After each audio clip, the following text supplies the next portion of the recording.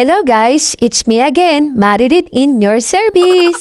For today's video nga pala, ipapakita ko sa inyo kung paano ako nag-e-exercise dito. Inakit ko pala yung mga gagamitin ko sa paglalaba mamaya. Diyos mio, sa pag-akyat pa lang parang gusto ko na lang matulog ulit. Tapos pinahirapan ko pa yung sarili ko kasi yung camera inilalagay ko pa sa taas bago ako umakyat.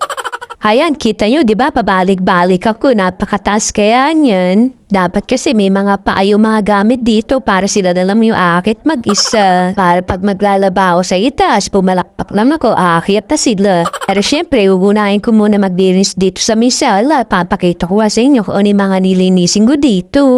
Nakita ko nga itong lininisin ko kaya mamaya wash out sa akin yan. Pinag-aakit ko nga muna yung mga ginamit ng madam ko doon sa may taas para mamaya lalabang ko na lang yung mga madudumi. Pagpasensyahan nyo na guys ha, nauuna pa yung cellphone ko bago ako mapakyat. Siyempre para maganda yung pagrampa ko pag umaakyat ako. Ito nga pala guys yung labahan ko. Pinagsasama-sama ko muna yung mga madudumi para mamaya isang labahan na lang. Siyempre hindi naman kakamayin niya kasi automatic naman yung washing machine na ginagamit ko. Eto at pinaghihiwalay ko na yung decolor sa puti. Tulad ng paghihiwalay nyo. Uy, ano yun hugot? Dalawa nga pala kami Pinay na nandito. Pero magkaiba kami ng talent. Ang talent ko kasi is maglaba, maglampaso, maglinis ng bahay, magpunat, magkuskus ng inodoro. Parang mukha mo na masarap ding kiskisin. At yung talent naman ng kasama ko dito sa bahay is magluto, magugas ng plato, magbuhat ng isang bultong bigas papunta sa taas, mag-prepare ng mga kakainin ng amo namin at syempre yung kakainin din namin siya din minsan na nagluluto. Pero syempre nagtutulong kami minsan kapag wala naman ang kaming gagawin sa isa't isa. At pag natapos ko naman yung mga gawain ko dito lahat pumupunta naman ako sa kwarto ko para magpahinga ng konti. Naghihintay na lang ako ng tawag ng